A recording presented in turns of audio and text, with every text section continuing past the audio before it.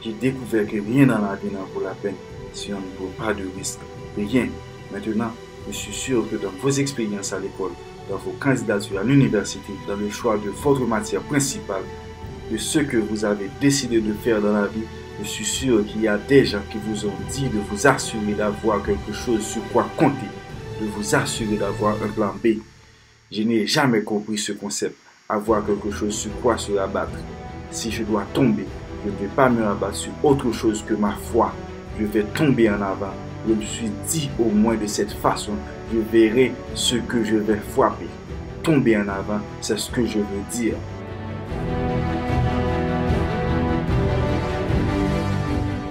Reggie Jackson a frappé de main 600 fois dans sa carrière, le plus grand nombre de l'histoire du baseball, mais on n'entend pas parler des frappes. On se souvient uniquement des victoires. Tomber en avant.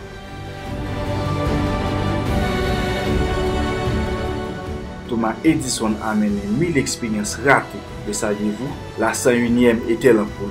Tomber en avant. Chaque expérience ratée est un pas de plus vers la réussite. Vous devez prendre des risques. Et je suis sûr que vous avez déjà entendu cela, mais je vais vous parler de la raison pour laquelle c'est si important.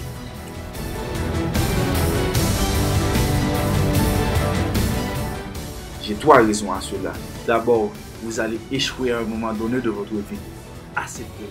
Vous perdrez, vous vous mettrez dans l'embarras, vous serez nul à quelque chose. Il n'y a aucun doute là-dessus. Je sais que ce n'est pas un message traditionnel, mais je vous l'ai dit. Acceptez-le. Parce que c'est inévitable. Le fait est que chacun a le talent nécessaire pour réussir, mais avez-vous le courage d'échouer?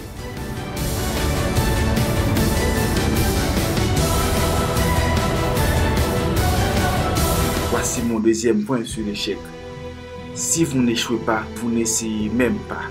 Je le répète, si vous n'échouez pas, vous n'essayez même pas. Ma femme m'a dit cette grande expression. Pour obtenir quelque chose que vous n'avez jamais eu, vous devez faire quelque chose que vous n'avez jamais fait. Vous avez beaucoup investi dans votre éducation et les gens ont investi en vous. Et laissez-moi vous dire que le monde a besoin de vos talents. L'Afrique a besoin de vous. Haïti a besoin de vous. Le Moyen-Orient a besoin de vous. Le Japon a besoin de vous. L'Alabama a besoin de vous. Le Tunisie a besoin de vous, etc. Le monde a besoin de beaucoup et nous avons besoin de vous. Nous avons vraiment besoin de vous, les jeunes. Parce que, souvenez-vous, il faut vous lancer. Il faut donner tout ce que vous avez, que ce soit votre temps, votre talent, vos prières, vos trésors, parce que n'oubliez pas, vous ne verrez jamais un camion derrière un corbillard.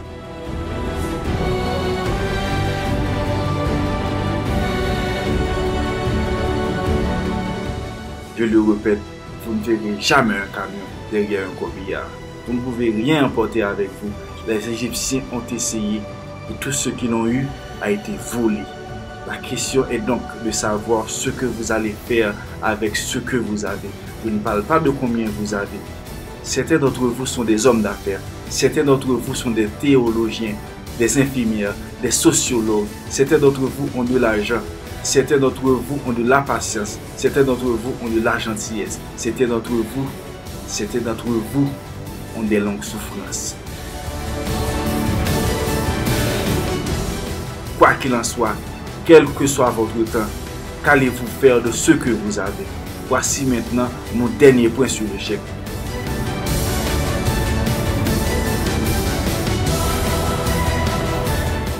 Parfois, c'est la meilleure façon de savoir où vous allez. Parce que prendre des risques, ce n'est pas seulement chercher un emploi. C'est aussi savoir ce que vous savez et ce que vous ne savez pas. Il s'agit d'être ouvert aux gens et aux idées. Parce que les chances que vous prenez, les gens que vous rencontrez, les gens que vous aimez, la foi que vous avez, c'est ce qui va vous définir.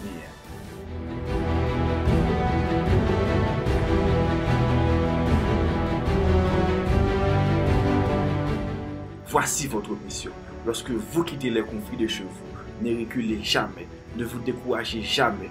C'est ce qui va vous définir. Et quand vous tomberez au long de votre vie, et même un soir après quelques verres, souvenez-vous de ceci.